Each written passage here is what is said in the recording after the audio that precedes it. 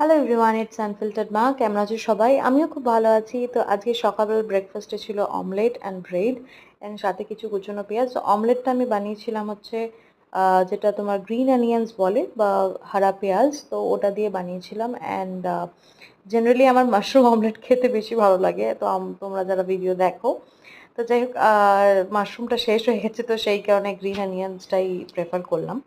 তো আমার actually different types of omelette খেতে ভালো লাগে, I mean with ingredient, but mostly যেটা ভালো লাগে ওটা হচ্ছে mushroom and cheese or cheese omelette. যাই হোক, মিভানের সাথে খেলাধুলো করতে করতে দেখো ও সোফার ওপর উঠে এইসব বদমাইশি করে অ্যান্ড জিনিসপত্র সব ওদিক ফেলে দেয়। অ্যান্ড এইভাবে চলছে লাইফ।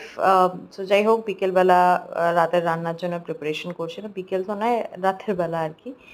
সো ওকে ঘুম টুম পাড়িয়ে দিয়ে তারপরে অ্যাকচুয়ালি ওল ছিল, মানে সুর অ্যান্ড আর কি ইয়াম। তো ওটা আর কি ছিল, তো ওটা সেদ্ধ করে আমি রেখে দিয়েছিলাম। অ্যান্ড আলু আর সাথে আমার কিছু প্রন ছিল, প্রন আমি ভেজে রেখেছিলাম। তো কারা কারা ওলের ডালনা চিংড়ি মাছ দিয়ে, মানে নিরামিষ না, এটা আমিষ, এটা আমিষই হবে। তো কারা কারা পছন্দ করো অবশ্যই জানিও, কারণ আমার ওলটাও বেশ ভাল লাগে। মানে ওল সেদ্ধ বা ওল মাখা বা এরকম, মানে ওই শুকনো লঙ্কা দিয়ে ভালো করে। এখানে ওখানে তো আমাদের নৈহাটি বা আমাদের কলকাতার দিকে মানকচু টানকচু সব পাওয়া যায়। এখানে তো আর পাওয়া যায় না। তো আমার ওল কচু এগুলো বেশ পছন্দ করি আমি।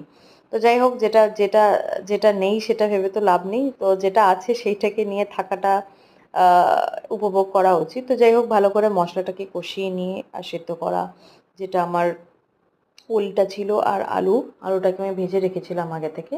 অ্যান্ড চিংড়ি মাছটা এখানে যেহেতু আমি ফ্রোজেনই কিনি, কারণ ওটাই আমার কাছে সুবিধা মনে হয়। কারণ ওটাকে ডিস্কেল করা, তারপরে ওগুলোর থেকে ওটা বার করা, পরিষ্কার করা, তো it's quite hectic for me. তো আমি সেই কারণে ফ্রোজেনটাই প্রেফার করি।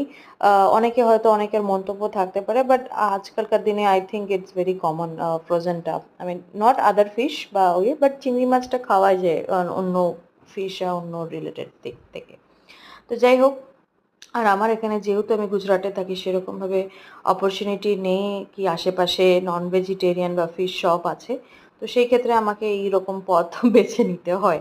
তো যাই হোক, আমার খেয়ে খুব ভালো লাগলো। তো আমি খুব একটা বেশি পদ রান্না করি না, আমি একটা পদ দিয়েই রান্না করি, কারণ আমি একা খাই। অ্যান্ড ডিমটা আমার যতই হোক, ডিম আই লাভ আন্ডা, I mean I love egg. ছোটবেলা থেকেই আমি আন্ডার প্রতি এতটাই, মানে কি বলবো, poached egg, everything I love egg. So এটাই ছিল আমার রাতের খাবার। তো তোমাদের কিরকম লাগলো অবশ্যই জানিও। Subscribe, like, view, comment and keep support.